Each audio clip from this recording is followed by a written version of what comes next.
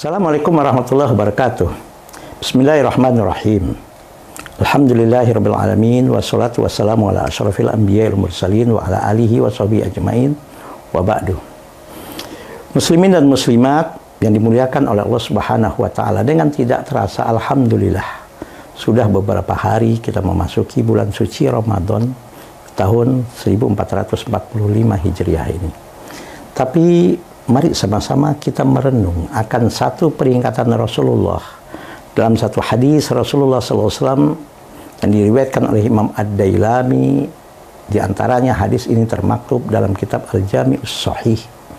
Apa kata Rasul? Qala Rasulullah SAW, kam min sha'imin laisa lahu min siyamihi ilal ju' wal atas. Betapa banyak umatku yang berpuasa, kata Rasulullah, tapi dari puasa yang ia lakukan dia tidak dapat apa-apa. Dari puasa yang dilakukan dia hanya mendapatkan lapar dan haus. Artinya puasanya sia-sia di hadapan Allah Subhanahu wa taala. Artinya puasanya tidak ada pahalanya, puasanya tidak ada nilainya di hadapan Allah Subhanahu wa taala. Pertanyaannya adalah kenapa, apa sebabnya? Sebetulnya jawaban yang paling simpel, yang paling mudah, jawabannya adalah karena puasanya tidak sesuai dengan apa yang diinginkan oleh Allah secara utuh. Karena puasanya tidak sesuai dengan yang dicontohkan oleh Rasulullah, tidak sesuai dengan apa yang seharusnya menurut tuntunan syariat. Walaupun dia sudah berpuasa, bahkan dia sudah tidak makan dan minum, misalnya terik bagaimanapun matahari, dia mampu hadapi. Dia tinggalkan makan, dia tinggalkan minum, karena dengan alasan dia berpuasa. Tapi sayang, puasanya tidak ada nilainya di hadapan Allah. Pertanyaannya adalah kenapa? Tadi sebab puasanya tidak sesuai dengan yang diinginkan oleh Allah. Kalau begitu bagaimanakah puasa yang diinginkan oleh Allah? Subhanallah, minimal ada dua hal yang harus menjadi perhatian dalam setiap ibadah kita, termasuk puasa. Yang pertama, apa landasan puasa kita? Apa dasar puasa kita? Motif kita berpuasa itu untuk apa? Sebetulnya dari firman Allah Subhanahu wa taala surat Al-Baqarah ayat 183 jelas. Allah katakan, ya ayyuhalladzina amanu kutiba alaikumusiyam kama kutiba alal ladzina min qablikum la'allakum tattaqun. Allah mulai ayat ini dengan ya ayyuhalladzina amanu, wahai hamba-hambaku yang beriman. Allah gerakkan dan bangkitkan keimanan hamba-hambanya. Ini jelas. Kalau ingin ibadah kita diterima oleh Allah, dalam hal ini misalnya berpuasa, mutlak adanya iman harus jadi landasan ibadah kita. Iman harus jadi landasan ibadah puasa kita. Pertanyaannya, apa ada orang yang beribadah puasa bukan landasannya iman? Pasti ada. Kalau tidak akan Rasulullah mengatakan rubba shaimin laisa lahu min siyami ilal ju'al atas. Misalnya adalah orang yang berpuasa karena ikut-ikutan, orang yang berpuasa karena hanya apa kata manusia kalau saya nggak berpuasa, apa kata tetangga kalau saya nggak berpuasa. Berpuasanya bukan karena Allah, berpuasanya bukan karena imannya, berpuasanya hanya karena ikut-ikutan, berpuasanya hanya karena apa kata manusia, minta apa yang disebut dengan pujian manusia, supaya dikatakan dia orang yang baik, supaya dikatakan dia orang yang taat dalam beribadah. Nah, kalau puasa kita sudah bukan karena Allah, berarti bukan karena iman. Kalau puasa kita bukan semata hanya mencari ridho Allah dalam beribadah, berarti bukan karena iman.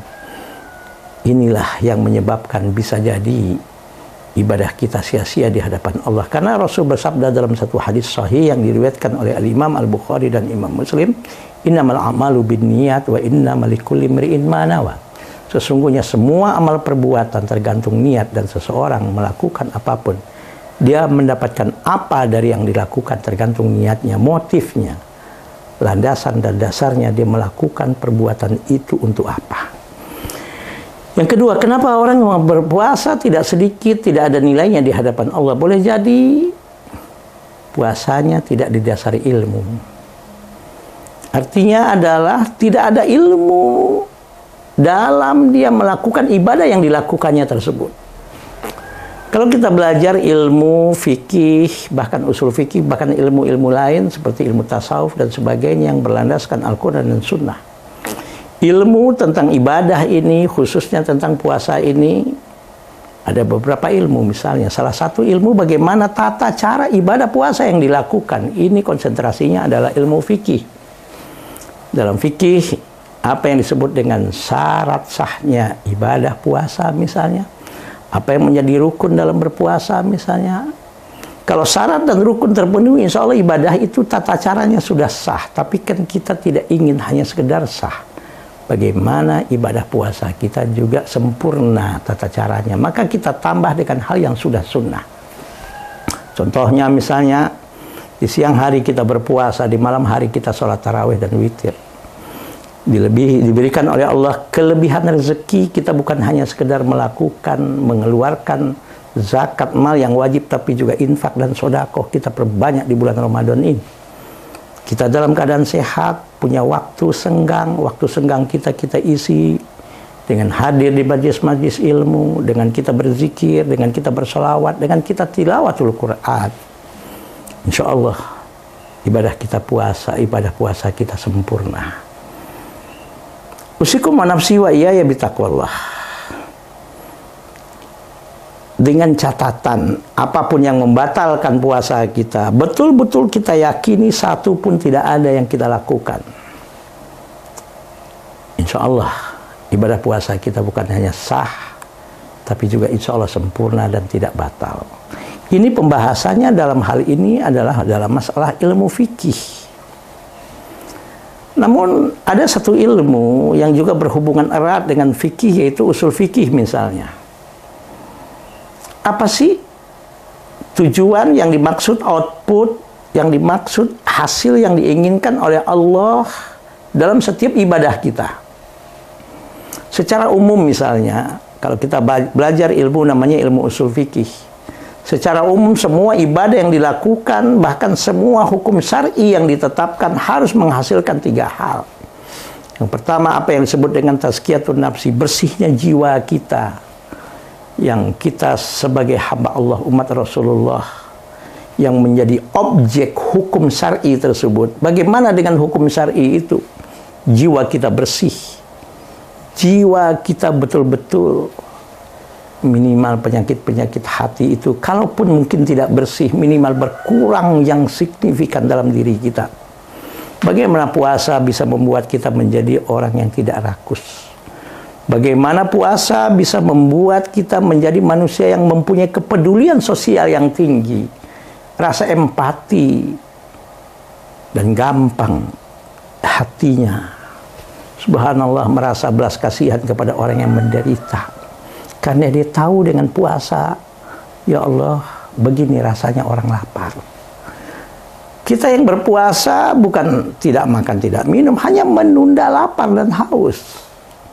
Bahkan kalau kita kaji secara ilmu medis misalnya, ada satu ungkapan, sumu tasihu, berpuasalah engkau maka kau akan sehat. Puasa justru membuat bukan hanya batin kita, lahir kita, fisik kita insya Allah juga sehat. Dan ini bisa dibuktikan dalam kajian-kajian medis yang insya Allah bisa dipertanggungjawabkan.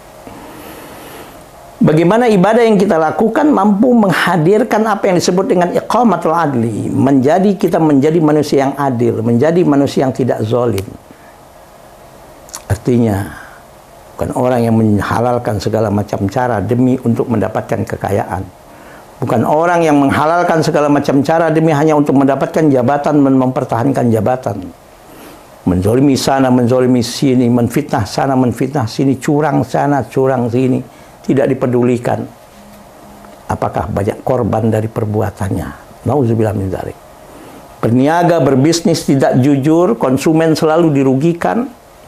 Bukan itu yang diinginkan. Tapi bagaimana kita dengan ibadah puasa yang kita lakukan, kita menjadi orang yang adil, menjadi orang yang tidak zalim. Kemudian bagaimana ibadah yang kita lakukan ini mampu membuat kita menjadi manusia yang soleh dan solehah dalam kehidupan kita sehari-hari, dari kita bangun tidur sampai tidur kembali, dimanapun kita berada, sebagai praktisi ekonomi, sebagai pedagang, pengusaha, entrepreneur, bagaimana kita menjadi seorang pedagang yang soleh dan solehah. Menjadi aparat dan penegak hukum, bagaimana kita menjadi seorang aparat dan penegak hukum yang soleh dan solehah. menjadi seorang politisi, menjadi pemimpin, bagaimana kita menjadi politisi dan pemimpin yang soleh dan soleha dalam berpolitik. Menjadi ayah, menjadi suami, bagaimana kita menjadi seorang suami yang soleh. Menjadi istri, bagaimana kita menjadi seorang istri yang soleha. Inilah yang diinginkan oleh Allah. Yuk kita lihat. Ibadah kita selama ini, khususnya puasa, sudahkah menghasilkan hal ini? Secara khusus Allah inginkan. Dari ibadah puasa yang kita lakukan, la'allakum tattaqun. Bagaimana puasa yang kita lakukan mampu menghadirkan ketakwaan pada diri kita, apapun kita dan apapun profesi kita. Saya akhiri dengan apa yang disabdakan oleh Rasulullah SAW dalam satu hadis yang diriwayatkan oleh Imam Bukhari, hadis sahih. Qala Rasulullah SAW, man lam yada qawla zuri wal amala bihi, falaisa lillahi hajatun fi ayyada'a ta'amahu wa syarabahu. Siapa yang berpuasa tapi dia tidak mampu mengontrol lidahnya, bahkan tidak mampu mengontrol perbuatannya, menghalalkan segala macam cara, dari lidahnya keluar kata-kata kotor, dari lidahnya keluar kata-kata fitnah, sumpah serapah, padahal dia berpuasa. Bahkan perbuatannya pun menipu sudah hal yang biasa, bercurang sudah hal yang biasa, menzalimi orang sudah hal yang biasa, padahal dia berpuasa. Kata Rasul, falaisa lillahi hajatun fi ayyada'a ta'amahu wa syarabahu. Walaupun dia sudah tidak makan, sudah tidak minum, tapi puasa yang seperti itu adalah puasa yang tidak diinginkan oleh Allah. Ini salah satunya. Kenapa banyak orang yang berpuasa, tapi puasanya tidak ada nilainya di hadapan Allah. Boleh jadi mungkin tata cara puasanya bias, sudah benar, tapi sayang output, hasil yang diinginkan oleh Allah dari puasanya tidak menggambarkan dan tidak menghasilkan sesuatu yang Allah diinginkan. Subhanakallahumma wa bihamdika asyhadu an la ilaha illa anta astaghfiruka wa atubu ilaik. Wallahul muwaffiq ila aqwamit thoriq. Assalamualaikum warahmatullahi wabarakatuh.